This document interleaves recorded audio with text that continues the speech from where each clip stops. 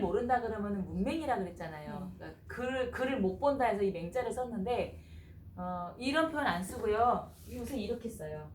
제가 이거 나올 때마다 항상 말씀을 드리는데 문해라는 표현을 써요. 네, 글자를 해석하는 거예요. 그걸 문해라고 하는데 이게 단어가 생소하다 보니까 이런 말로 많이 알아들으시더라고요. 문해. 이거는 글짓기 하는 거죠. 글 쓰는 거고요. 요거 문해는 쉽게 말하면 그냥 한글 교육이에요. 우리 학교 저기 하는 수업도 있잖아요. 그래서 문해반, 성인 문해교육 이렇게 표현하는데 옛날에는 이걸 문맹이라고 불렀어요. 근데 왜 맹이라고 붙이냐? 앞이 안 보이는 게 아니고 글을 못 보는 건데 그래서 맹자를 지우고 해자로 바꿨어요. 나중에 혹시 뜻이 만약에 봉사활동 이런 쪽으로도 관심을 갖고 계시다 그러면 국어 한글을 못 하시는 분들이 상당히 많아요. 서울에도 엄청 많고요. 전국적으로도 굉장히 지금 우리 많아요. 어머니 시대만 그러지 네. 않아요? 아니에요. 우리 학교는요 대체로 좀 어머니들 연세가 젊은 편이거든요. 그래도 50대 붙어 있어요. 저 그래서 꿈이 바뀌었어요. 어떻게? 우리 제 바로 위에 형님이 이제 농협에서 이제 은퇴하셨어. 네. 지점장 여자인데 지점장이었어요. 그래갖고 요즘 그거한데 그거 뭐지? 이거 저기 한글 가르치러 예. 왜 그 연수 받으셔요? 아니 가르치러 다닌대요. 네. 맞아요. 하시는 분들 계셔요. 그러니까 깜짝 그래서 놀라셔요. 나도 이렇게 배워가지고 네, 좀 진짜로 한글을 이렇게 모르시는 분이 완전 할머니들 말고 더 있단 말이야. 이제 놀라시는데 그러니까 저희 어머니 세대만 있는 줄 알았는데 아니에요. 50대 분들도 있고요. 아, 그래요? 그다음에 60대, 70대가 가장 많아요. 60대, 성창에서 70대가 그거 많아요. 다니신대. 네. 그러니까 시골은 이런 학교들 자체가 많지 않기 때문에 마을회관 같은 마을에 데로 모이신대요. 네. 그래서 그 선생님들이 자기 차를 몰고 가는 경우도 있고, 그다음에 책상 같은 것도 없을 거잖아요. 그러니까 바닥에다가 상 펼쳐놓고 이제 하다 보니까 연세가 좀 있는 선생님들 있죠. 그 선생님들은 바닥에 앉았다가 칠판글씨 쓰려면 일어나야 되니까 무릎이 또 안 좋아지기도 하고 뭐 여러 가지 문제들이 있기는 하대요. 근데 이제 이 문해를요 한글에만 딱 이제 국한시켜서 얘기하는 게 아니고 성인들이 하는 과정들 중에 네. 문해 한글 공부하고 나면 이제 중학교 영어 가고 싶으시잖아요. 네. 중학교 가면 이제 고등학교 가고 싶으실 거잖아요. 거기까지 학력을 더 키워주는 걸로 바뀌었어요. 그래서 성인 문해 교육 안에 초등만 들어가는 게 아니고 중학하고 어떻게 보면 검정고시도 이제 들어가요. 네. 그래서 평생교육이라는 이름 안에 성인 문해 교육 다 이제 포함을 시켜놨거든요. 그래서 나중에 혹시 봉사활동에 대해서 이제 생각을 만약에 갖고 계시다 그러면 뭐 노인복지센터 막 이런 데 가셔서 하시는 것도 좋지만 적어도 이제 한글 읽고 쓰시는 것이 다 문자 지장 없으시잖아요. 그러면은 이런 분들 가르치는 것도 굉장히 보람 있고 좋으실 거예요. 근데 요새는 그게 좀 제도가 바뀌어서요. 그냥 내가 이분들한테 한글 가르쳐 드려야지 이걸로 끝나는 게 아니고 그것도 어느 수준의 자격을 요해요. 그러겠죠. 자격이 자격이 있어야만 되지. 그게 차이가 있는 게 뭐냐면 그냥 이분이 나는 한글만 공부할래 하면 선생님도 자격증이 없어도 돼요. 그냥 가르치시기만 하면 되는데 이분이 나는 한글도 배우고 저기 초등학교 졸업장도 딸 거야 이러면 이 선생님도 자격증이 있어야만 이분을 가르치고 이분이 그걸로 인정받아요.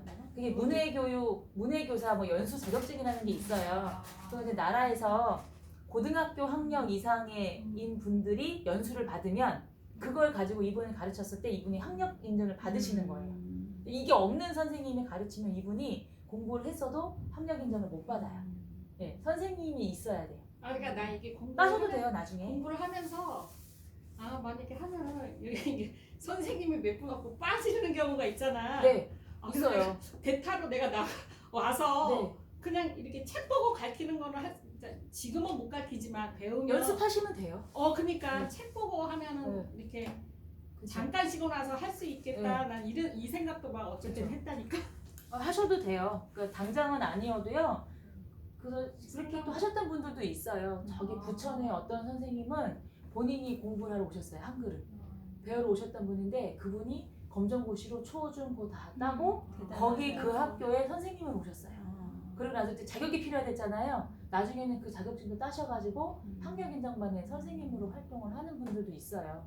그렇죠. 어떻게 가르치는 법을 알아야 되니까. 그렇죠. 그거는 그냥 처음엔 가르치나- 당연히 안 되죠. 시간이 지나는 과정에서 다른 선생님 수업도 참관을 해보시고 연습도 해보고 공부도 당연히 내가 아는 거하고 설명하는 거랑 다르잖아요. 맞아요. 공부도 좀 많이 하시고 하면 네, 밑에 판부터 이렇게 쭉쭉쭉 올라오시면 하실 수 있어요. 네, 그것도 하시는 분들 있어요. 의미 있는 일이기도 하잖아요. 요건 시험에 안 나와요. 문면 퇴치 운동은요. 자, 그 밑에 대종교인데 혹시 들어보셨어요? 대종교 들어봤어요. 네. 불교. 단군 할아버지를 모시는 거예요. 거기 옆에 단군 신앙이라고 돼 있잖아요. 대종교가 대신종교인가? 대순 진리고요. 대순진리. 그거는 다른 거고요. 그거 보통 왜 사비로 많이 말씀하지 않으세요? 그러니까 사이비로. 사이비긴 그죠? 한데 막 그 저기 손비비고 막 공들이고 물 떠놓고 왜 뭐 그런 거 있는 거 같아요. 뭐 그거 대한 부어 예. 물 마시고 그거 우리 아버지가 다녔던 건데. 나 좀- 그런 대한 그런 천리교라고. 천리교는 따로예요. 예, 일본 교회. 네, 저희 큰 거모도 천리교 그거 medit했는데 그거요? 그거 학교 왕십리 있잖아. 근데 거기 갔다가 내가 안 다녔다 거기 했잖아요. 목동 목동하고. 마산에가 뭐 본교가 있다던데요? 아니 저기 마산하고. 냉천동에 있어서 우리 아버지 부관동에 집 팔고 그마 시민 아파트 청사동인가 어디 있다고 저도 본 것 같긴 해요. 거기 중학교가 너무 멀어서 안 갔대잖아. 멀어서 안 간 게 아니라 그게 나하고 안 맞아. 아 네. 그러셨구나. 예. 예, 근데 천리교 말고 대순진리교 대천리교. 따로 네, 있고 대순진리. 요거는 대종교 단군 할아버지를 모시는 거예요. 우리 아버지 한때 거기 빠져갖고 무슨 선생님이었어. 그 밑에가 원불교예요. 여기는 그냥 딱 원 하나 그려놓고 네. 있잖아요. 이게 거기- 용산에 있어요. 예. 아니 네. 중대 앞에 있는 게 아니고? 맞아요. 그 중앙대병원 그 네. 가는 길 쪽에 건물이 하나 있는데 이 원불교가 그 홍라희 여사 있잖아요. 네. 삼성 이건희 회장 부인 그 네. 사람이 이 원불교를 믿는데요.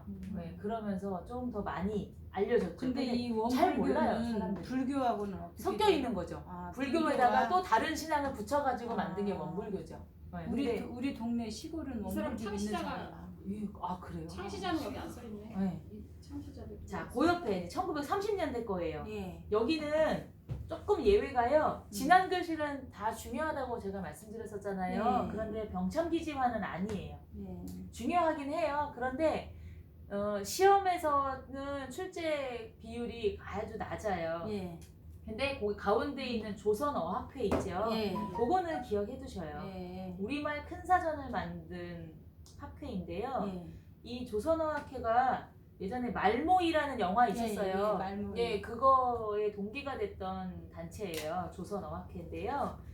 기억을 한번 해주셔요. 나올 수도 있어요. 자, 그 밑에 한인 애국단. 조선어학회는 우리나라의 말을 다 아니 글을 다 모아가지고 싹다 모은 책으로 거예요. 네. 낸 거예요. 사투리까지 다 모은 거예요. 어. 전부 다. 그러니까 책이 이만하게 사전이 이만하게 되겠죠. 어. 근데 이제 요새는 막 얇은 것도 있고 두꺼운 것도 있고 막 그렇잖아요. 이게 우리나라 사전의 시초가 된 거예요. 아. 그러니까 이때 당시 이걸 해놓지 않았으면 또 누군가가 했겠죠. 그런데 그걸 가지고 만드는 것보다 훨씬 더 오랜 시간이 걸렸겠죠. 그리고 다 담지 못하는 경우도 있었을 거고요.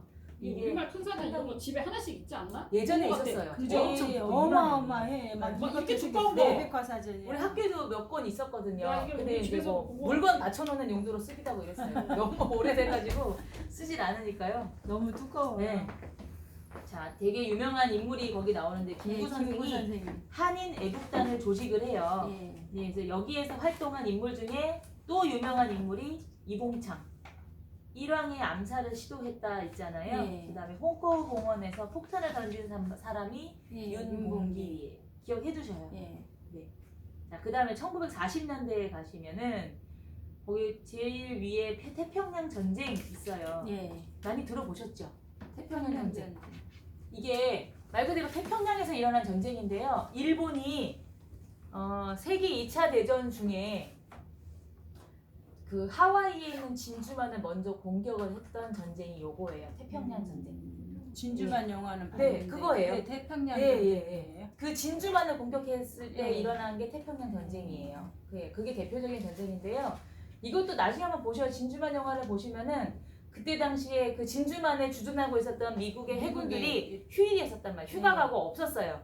그런 상태에서 갑작스럽게 공격을 당하다 보니까 많이 죽었죠. 근데 그게 요즘에 떠요. 저기 어디 미국 나와요? 대통령이 그거 아 맞아요. 그거 못했다고 이거 이거 지나가고 진주만 봤어요. 이렇게 네. 나오고 뭐 있는. 진주만 못지 않은 일이라고 네. 이렇게 얘기를 했었어요.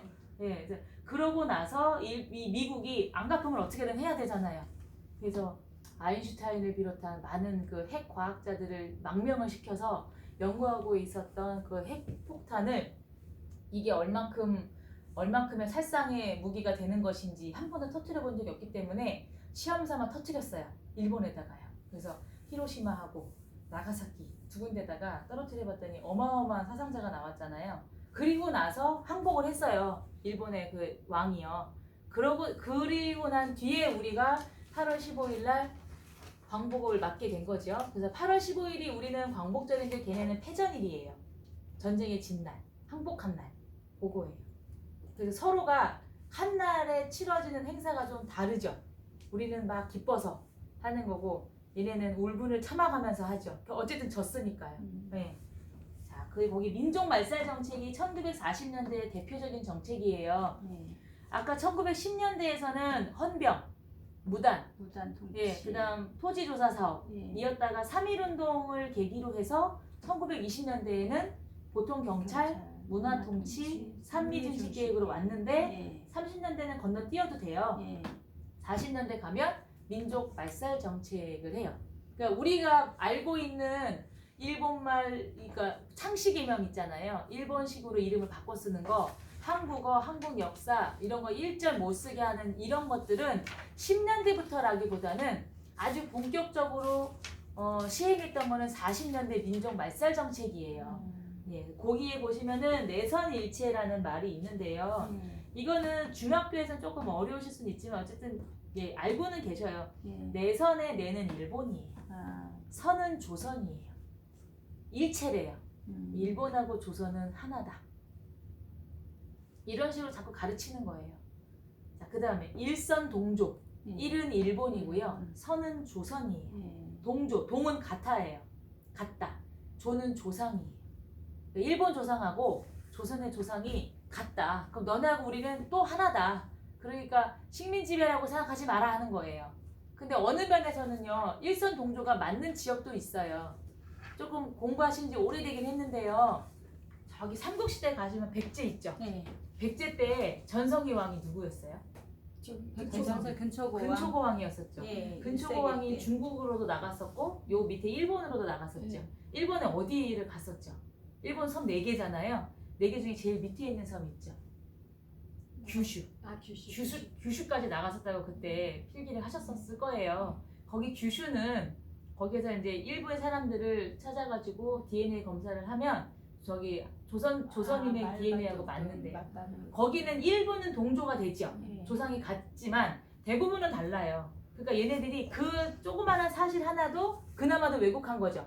우리가 가서 백제의 공주가 일본으로 시집을 가서 거기서 뿌리를 내리고 살았던 백제의 후손들이 있었을 건데 그거를 오히려 얘네는 거꾸로 얘기를 해서 너네 조상하고 우리 조상하고 같다 이렇게 얘기를 했다는 거죠.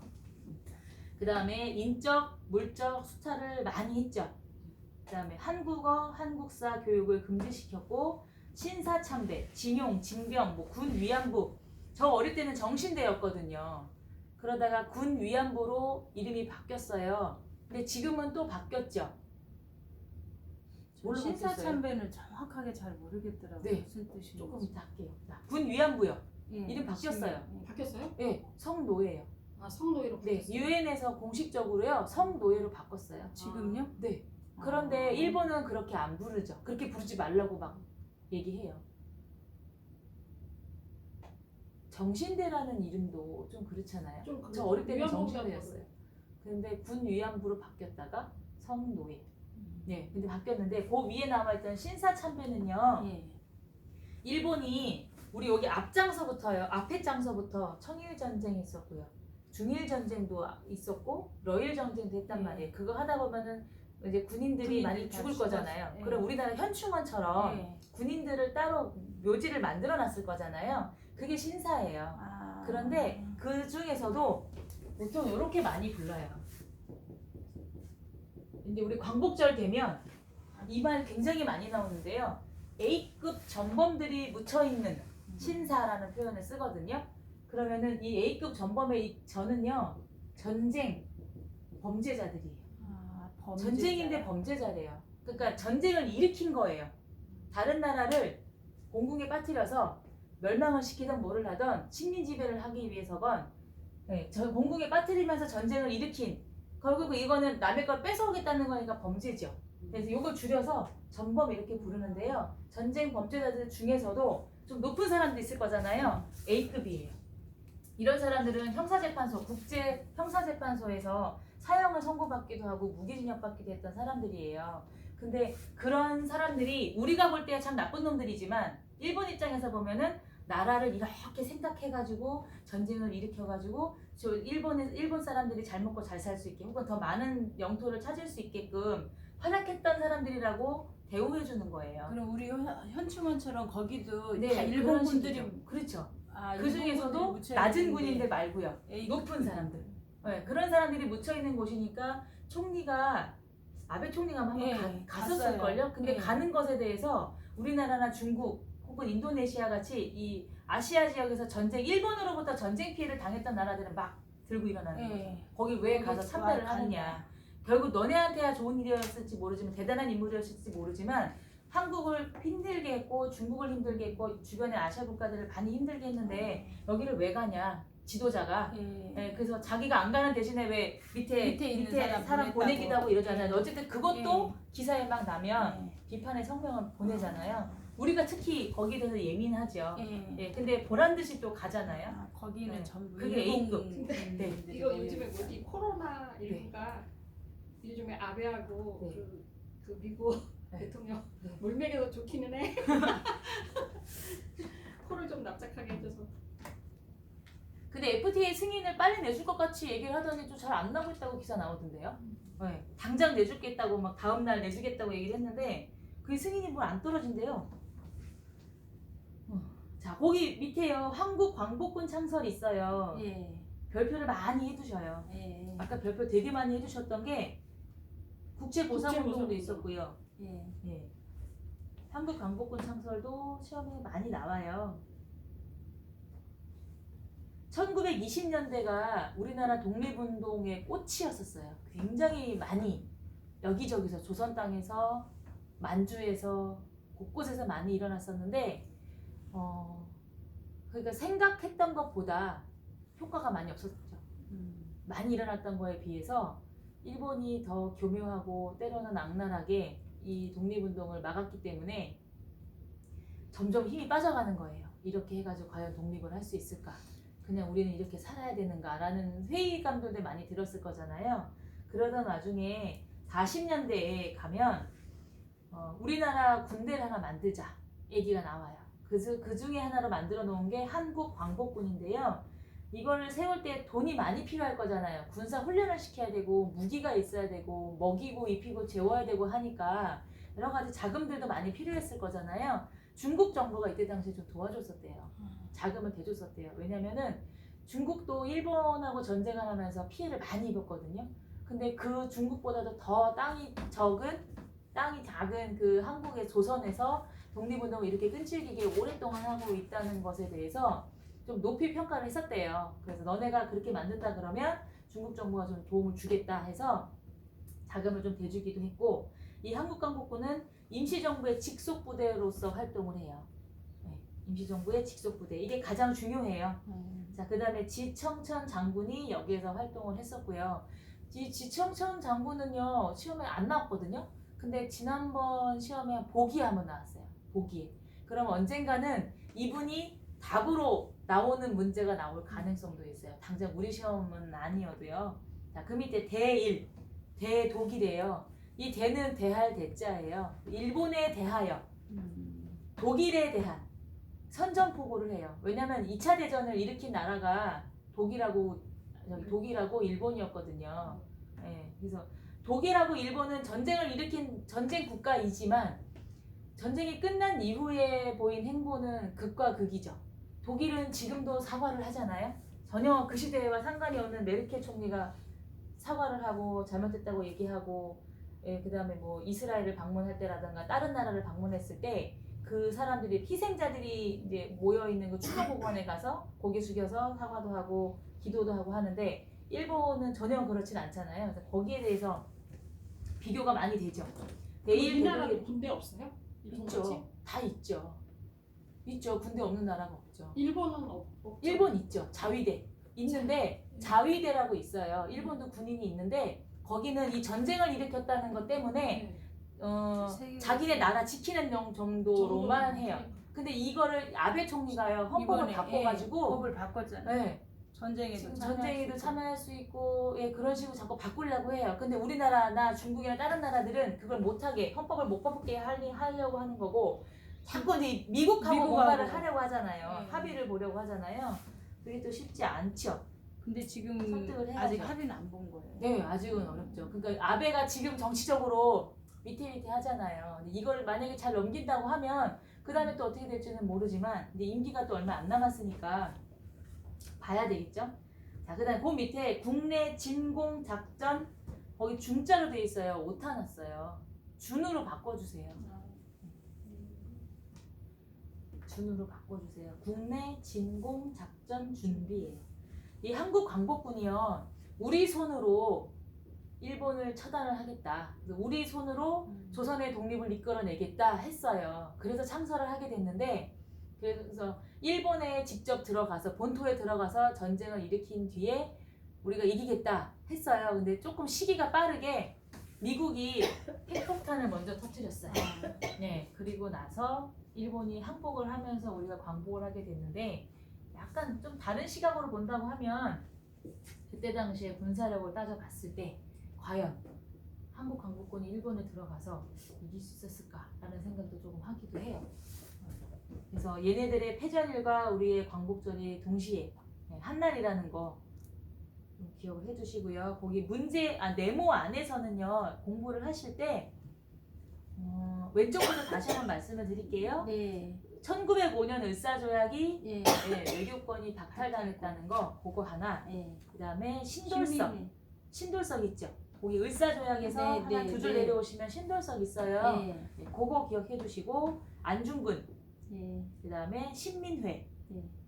그리고 거기 왼쪽 칸에서 제일 밑에 국채보상운동. 예. 제가 1개, 2개, 3개, 4개, 5개 말씀드렸잖아요. 네. 요거 5개를 한번 잘 봐두셔요. 그 다음에 1910년대 칸에서는요 주시경 선생이요. 그 다음에 그 옆에 세 번째 칸에서는요 3.1운동이요.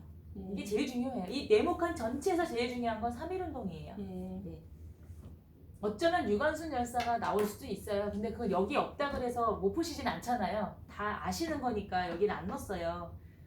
자, 그 다음에 20년대보다 그 20년대 옆에 칸 있죠. 여긴 조금 많아요. 예. 예, 봉오동, 그 다음에 청산리, 김좌진, 그 다음에요 60만세 운동, 광주 학생 항일운동. 체크 다 하고 계시죠? 예. 예, 그 밑에 신채호, 예. 박은식, 예, 물산 장려 운동, 신간회. 예, 자, 그 옆에 칸요 조선어학회. 그죠? 근데 40년대에서는 민족 말살 정책, 굵은 글씨 있죠? 예. 그거하고 한국 광복군 두 가지요. 근데 연도별로 다 외워야 돼요. 연도? 연도요? 우리 저기 지금 연도가 10년대, 20년대 이렇게 이런 아니, 식으로. 연도는 안 연도별로 그럼 그쵸? 한국 광복권 창설자 뭐 이런 건 없는 거예요? 네, 네. 그러니까 이 여기를 공부하실 때는 다른 앞부분 공부하셨을 때하고 똑같아요. 연도를 외우시는 게 아니고 그냥 순서대로. 순서대로. 네. 그럼 그 네모칸도 왼쪽에서 오른쪽으로 가는 거거든요. 예. 예, 그 순서대로 공부를 하셔야 돼요. 국사는 하여튼 어느 부분을 하시든지 다 마찬가지예요. 다 책에 써져 있는 순서대로 외우셔야 돼요. 을사조약, 헤이그 말살 사건, 헤이그 밀사. 밀사 네. 사건, 부정페이. 네. 원래 그 네모 밑에 것까지도 하려고 그랬거든요. 오늘 다 끝날 줄 알았는데 사실은 이게 네모 일제강점기 이거 하나 가지고도 할 내용이 많아서요. 고등학교 가시면 더 많아지거든요. 근데 우리 시험에서는 아까 제가 말씀드린 그 칸칸이 몇 개씩 있었잖아요. 그거만 보셔도 충분해요. 거기서 한 개 많이 나오면 2개 이렇게 나올 거예요. 그 다음에 다음 시간에요. 광복 이후 국내 활동을 마저 다 끝내고 기출문제를 풀려고 하거든요. 문제집 안 받으셨죠? 제가 안 나눠드렸죠? 네. 그러면 저 도덕도 안 받았어요. 네, 뒷시간에 도덕을 할 거거든요. 그러면은 가실 때 교무실 잠깐 들르셔야 제가 사회를 드릴 테니까요. 네. 2개 회차를 풀어보셔요. 네. 2개 회차. 근데 푸실 때 시간을 한번 재놓고 풀어보셔요.